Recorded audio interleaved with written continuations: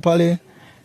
Polisi wamefanya uchunguzi, tumepeleka mochwari, amekuja daktari pale kufanya uchunguzi, umeonekana amefanywa kitendo cha ukatili kwa maana ya ulawiti.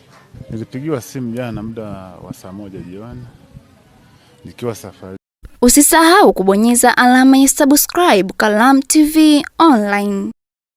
Mtazamaji wa YouTube channel yetu ya Kalamu TV Online, tunaripoti taarifa hii kutokea mkoani Iringa. Kufuatia uwepo wa tukio la kusikitisha la mtoto wa kike mwenye umri wa miaka 13, mkazi wa eneo la Isakalilo, mtaa wa Njia Panda, manispaa Iringa, ambaye alikuwa akisoma shule ya msingi Zizi darasa la 7 kufariki baada ya kudaiwa kufanywa ukatili wa kingono huku mwili wake ukikutwa nje ya nyumba yao. Hali hiyo imezua taharuki na huzuni kwa wakazi wa eneo hilo. Akizungumza kuhusu uwepo wa tukio hilo, mwenyekiti wa mtaa wa Njia Panda Maisha Modesti amesema tukio hilo ila kusikitisha na kwamba tayari taarifa zimetolewa kwa vyombo vya dola ili uchunguzi ufanyike na hatua za kisheria zichukuliwe dhidi ya husika. Nao baadhi ya wanafamilia wa mtoto huyo wameelezwa kuzunishwa kwao. Nilipigiwa simu jana muda wa saa 1 jioni nikiwa safarini kwamba kuna binti wa darasa la 7 anayesoma shule ya msingi Zizi kwamba amepotea mnamo saa 6 mchana. Basi kwa sababu nilikuwa safarini, nikawaruhusu wajumbe wangu watoe ushirikiano wa kuweza kushirikiana na wananchi wengine kutafuta ile binti, lakini hakuweza kupatikana kwa jana jioni. Baada kulipokucha asubuhi nilipata taarifa kwa vile binti alionekana, lakini kuna msamaria mmoja ambaye alipita maeneo ya nyumba hiyo akakaa chini akamkuta maeneo yale na tukio kama haya yametokea mwaka uliopita mwaka jana. Kwa maana hiyo, lakini polisi jamii waliweza kuwadhibiti kwa kushirikiana na polisi. Ananiuma, lakini sasa ameanza upya ambapo matukio yaliyotokea leo hii na siku zilizopita nilikuwa tofauti. Mwanangu amembeba mzima. Kitu cha nyuma ilitokea kumlawiti mtoto hapo mtoto, lakini sasa hivi mtoto umeuji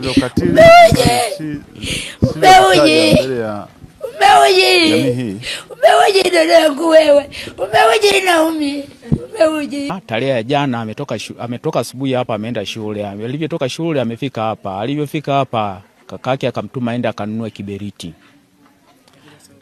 Ilikuwa saa 6 mchana. Alivyoenda kununua kiberiti hakurudi. Tukaendelea kumtafuta. Leo hii asubuhi tumejidamka kwenda kutafuta kwenye mapagali huko chini. Baada ya hapo tulivyorudi hapa tunakaa tunajadiliana, tunamkuta yuko nyumba ya pili walipokuja wakamweka asubuhi. Inaonekanika kavunjwa shingo, alafu kwenye paja kuna alama ya vidonda, na upande mmoja kwenye mbavu kuna sehemu kuna michirizi kumechanika. Ndio hivyo ilivyokuwa. Baada hapo tuliondoka kwenda kuripoti polisi, na wakaja wakachukua, wakaenda kule, daktari wakaongea naye. Daktari ndio aliyotupa majibu haya. Mida kama ya saa 1 ndio nimepata taarifa kama mtoto amepotea ambaye ni Naomi. Lakini kwa sababu mimi nilikuwa najisikia vibaya, nikamuomba dadangu aje kusaidiana kutafuta. Wamefanya juhudi ya kumtafuta yule mtoto usiku kucha, lakini hawakufanikiwa. Baada ya asubuhi ilikuwa kama saa 1 au saa 2, na pigiwa simu kama mtoto amepatikana, wamemrudisha, yuko nyumba ya pili.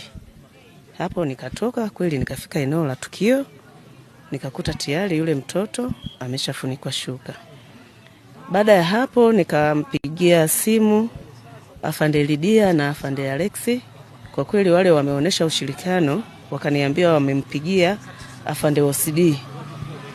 Baada ya muda kidogo, na pia alikuwepo yule polisi jamii akawa ameshafika, na kuna jirani yetu hapa ambaye anafanya kazi wilaya ya Kilolo, ni askari pia, akawa yupo eneo la tukio, naye tukawa tunasaidizana katika hali ya utoaji taarifa.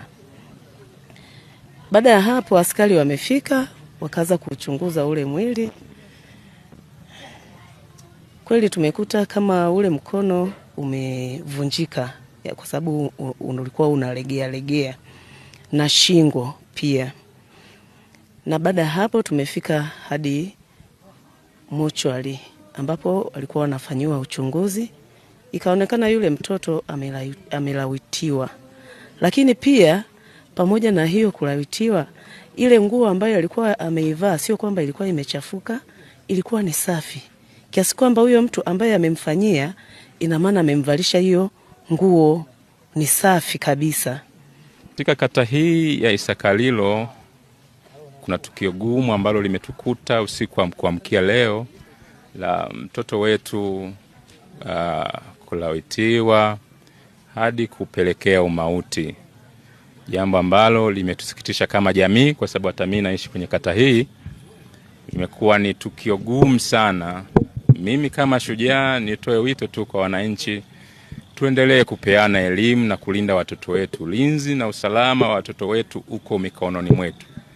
Lakini upande mwingine, tunapokuwa kwenye majukumu yetu, mlinde mtoto wa mwezio, ndio wa kwako na vitu kama hivyo. Tunashindwa kuongea sana, lakini limeshatukuta na tunashindwa kulitolea ufafanuzi vizuri kwa sababu tayari limetukuta. Lakini kwa tunakuendelea sasa, tujipange tuone namna gani tunaweza tukaona kushirikiana na serikali kulinda watoto wetu na jamii zetu kwa ujumla. Usisahau kubonyeza alama ya subscribe Kalamu TV Online.